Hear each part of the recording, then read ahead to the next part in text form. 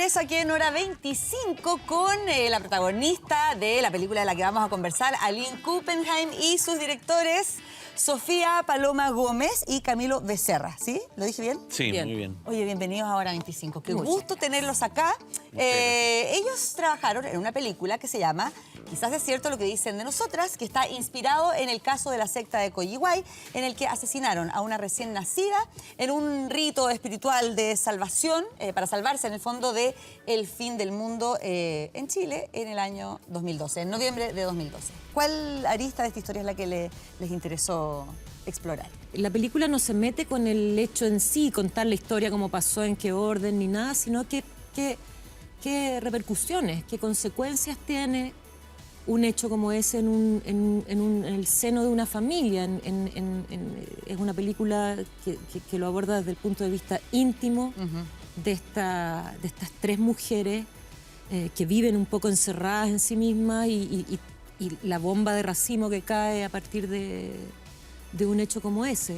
Y es una película que siento que pone al espectador frente a sí mismo, frente a sus preguntas y cuestionarse qué haría uno en ese lugar. Uno en ese lugar, qué posibilidades tendría uno de caer en una secta, por ejemplo, qué haría uno si es que un hijo, un amigo, un cercano, dónde queda el juicio moral, cómo se fisuran los esquemas morales. Claro, sí. También es súper interesante en ese sentido, porque no hay ninguna verdad revelada, ni una fórmula de cómo hay que actuar en estos casos, ni nada. Es la imperfección humana puesta en una película donde todos nos podemos ver reflejados en esa imperfección. Veamos imágenes de la película, ¿les tinca?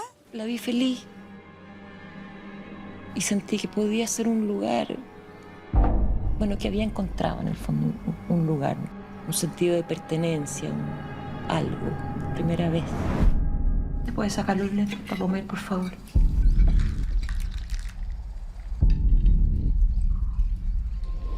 Préstame tu teléfono. ¿Sí? Oye, ¿qué pasa? Te buscan. ¿La Cata? No, no es policía. Patricio Errázuriz, Raúl Gaete, ellos son parte de la comunidad.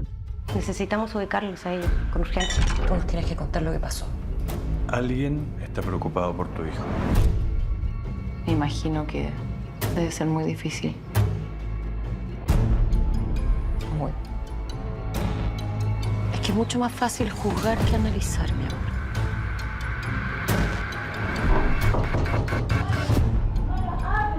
Aquí no todos tomaron las mismas decisiones. Si uno es declarado culpable, son todos culpables, como cómplices. Si yo caigo, caemos todos.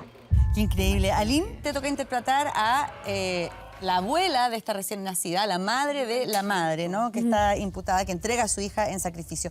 ¿Tú qué recuerdos tenías del caso real? O sea, cuando te llaman a hacer esta película, ¿qué es lo primero que se te viene a la mente?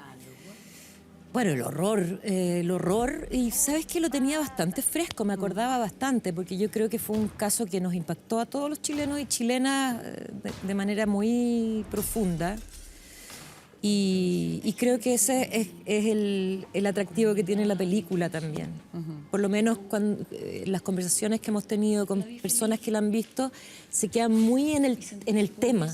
Es súper interesante eso, porque de eso se trata, poder analizar ese tema desde varios puntos de vista. ¿Tú conoces gente que se haya metido así como en una secta, como sí, que te haya dado susto, como dudosa? No, ningún cercano, pero siempre uno conoce a alguien. Además, sectas hay muchas, de muy diversa naturaleza, no todas son destructivas como esta. Hay económicas, políticas, religiosas, hay oficiales incluso.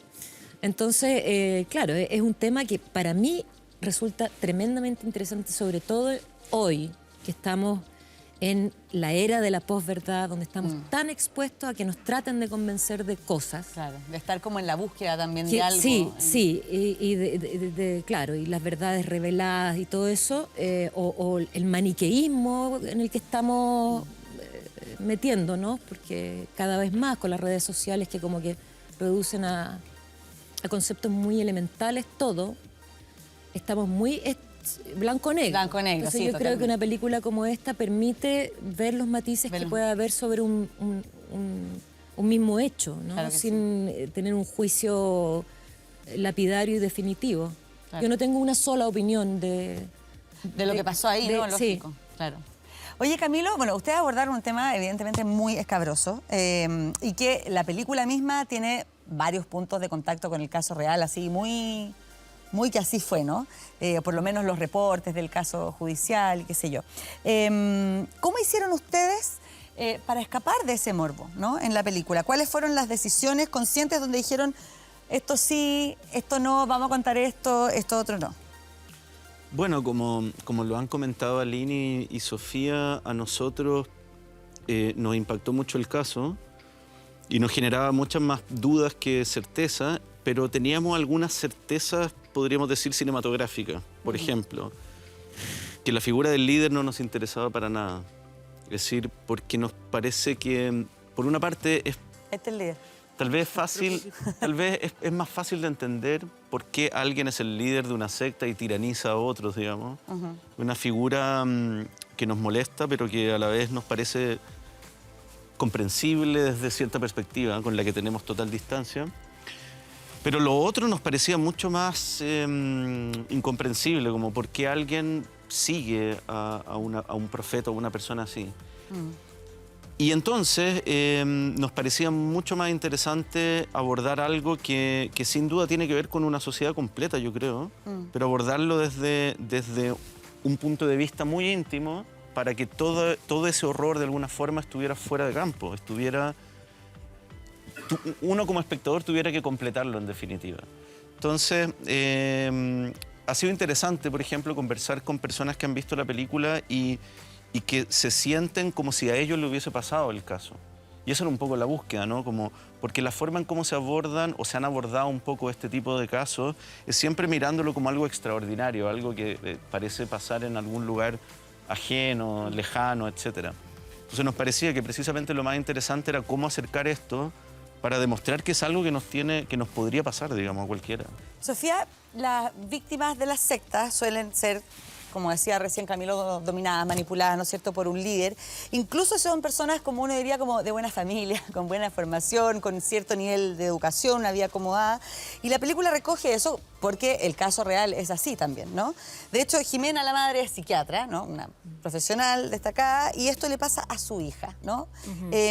¿Hay acaso un foco especial puesto sobre la película que tiene que ver un poco con ese dilema entre los privilegios y las carencias de estos jóvenes como de clases más altas, más acomodadas? Sí, seguro. Nosotros veníamos pensando desde antes de encontrarnos con este caso de hacer una película sobre sectas, porque es algo que nos parece muy atractivo. Y al encontrarnos, lo que nos parecía singular y particular de esta secta era que venían de la clase alta. Entonces, eso nos pareció también muy atractivo porque ponía el foco en otro lugar, en la búsqueda de sentido, en las carencias, en el querer creer también. Y entonces, eso nos pareció, la verdad, una de las cosas más atractivas de este cruce con el caso también. Bueno. Aline, es una historia muy tensa. O sea, la película entera es como que uno está así. Y a ratos no hay tanto diálogo también. Entonces, lo que yo te quiero preguntar es que, ¿qué es lo más complicado de generar esas atmósferas? ¿Está como en el decir o en el no decir? ¿Qué es más difícil? Ay, qué buena pregunta, Blanca. Pregunta de actriz. Pregunta de actriz. A veces una y a veces la otra. ¿Qué crees tú que juega a favor en uno u otro caso? Creo que cuando las cosas no están dichas, se abre el abanico de lectura de lo que está pasando y emerge la emocionalidad por sobre la racionalidad. O hay cosas que simplemente no se pueden decir. También refuerza esa tensión y ese encierro, específicamente en el caso de esta película. Ese encierro, esa incomunicación también y esa dificultad de sacar afuera algo tan horrible. Tan horrible y tan doloroso. A veces no hay palabras nomás para expresar las cosas. Y otras veces la palabra es necesaria, evidentemente, para darle contexto más específico a una situación. Pero creo que en el silencio la interpretación es mucho más amplia, Sí. mucho más personal de parte del espectador también. No, yo creo que además la interpretación de las tres protagonistas, se los comentaba fuera de cámara, la tuya, la de Julia Lubert y la de Camila Milenka, es realmente extraordinaria porque Muchas gracias. te atrapa, incluso es capaz como de, sin decir nada, yo me preguntaba mientras veía la película, porque al final en el fondo está toda la recreación del caso y ahí la gente puede entender qué pasó, pero yo me preguntaba, y esto si lo ve de alguien de otro país que no supo esta historia, ¿entenderá lo que está pasando? Porque es todo muy así, ¿no? Al principio hay mucha tensión, muchos silencios, como que se dan ciertas pistas, y yo creo que la interpretación es un gran aporte en ese sentido, porque sí, se explica, se entiende y es perfecto. Así que eso, pues muy interesante, tremenda actuación de Lynn Kuppenheim. Bueno, y pese a que la película está ya en plataforma, usted la puede ver en su casa, no hay como ir al cine, en una sala de cine donde no hay distracciones con más gente. ¿Dónde todavía se puede ver? Quizás es cierto lo que dicen de nosotras. Bueno, todavía se puede ver en la Cineteca Nacional, que está increíble esa proyección. Se puede ver mañana y pasado, jueves y viernes, y la próxima semana también, y creo que hasta el 20, que no recuerdo qué día cae, pero hasta el 20 va a estar en la Cineteca Nacional. Muchas gracias entonces, Sofía, Camilo, Aline, mucha suerte en las próximas proyecciones, ya lo sabe usted también, si no puede ir a la Cineteca o los próximos lugares donde se presente la película, está por supuesto en Amazon Prime.